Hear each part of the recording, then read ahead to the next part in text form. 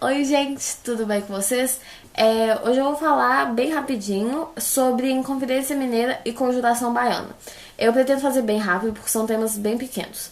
Eu vou começar com a Inconfidência Mineira, que foi um movimento liderado por intelectuais, por gente importante de Minas Gerais.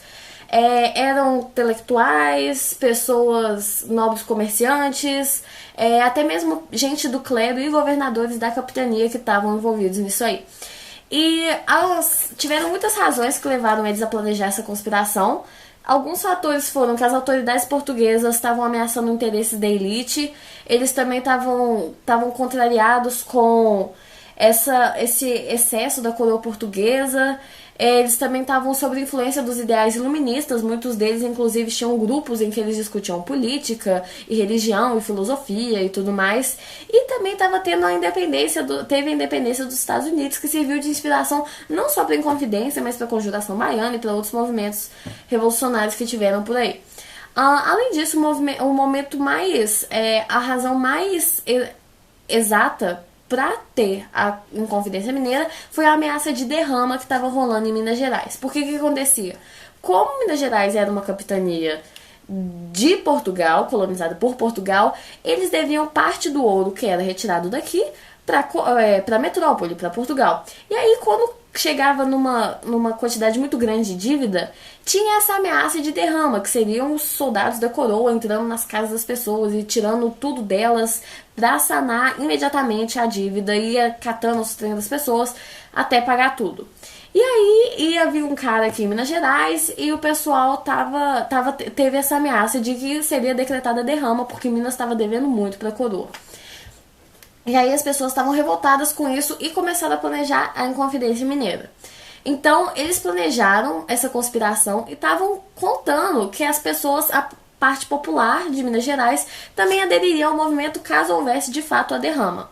E muitos conspiradores, inclusive, chegaram a esboçar um plano para tornar Minas Gerais uma república independente do resto do Brasil.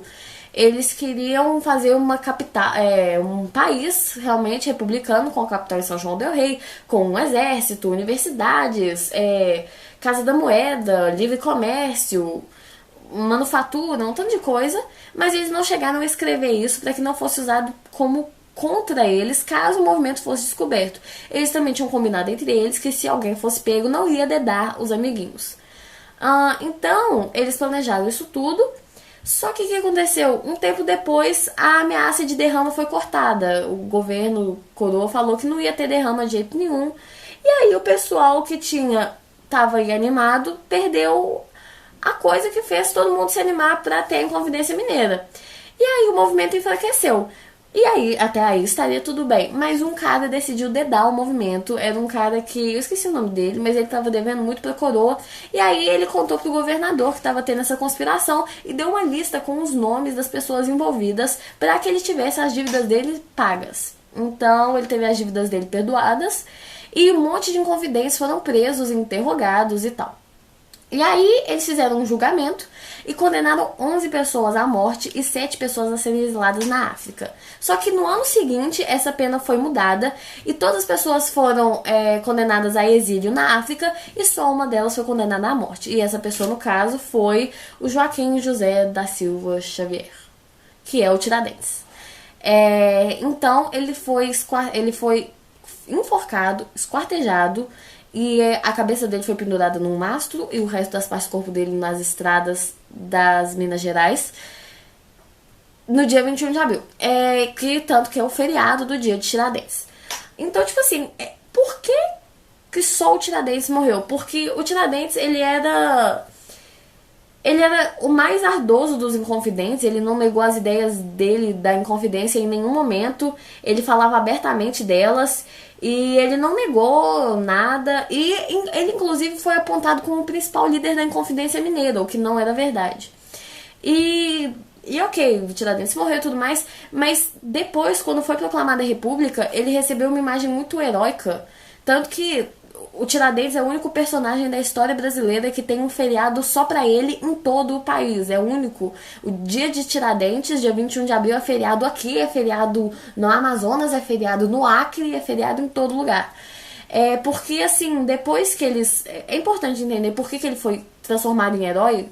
Porque, tipo assim, quando proclamaram a República, eles estavam procurando uma pessoa para ser o herói da República, para ser um modelo republicano. E o Tiradentes foi escolhido, porque ele era considerado um mártir do movimento. Ele foi o que mais expandiu as ideias dele. Ele morreu pela República, ele era a favor da República.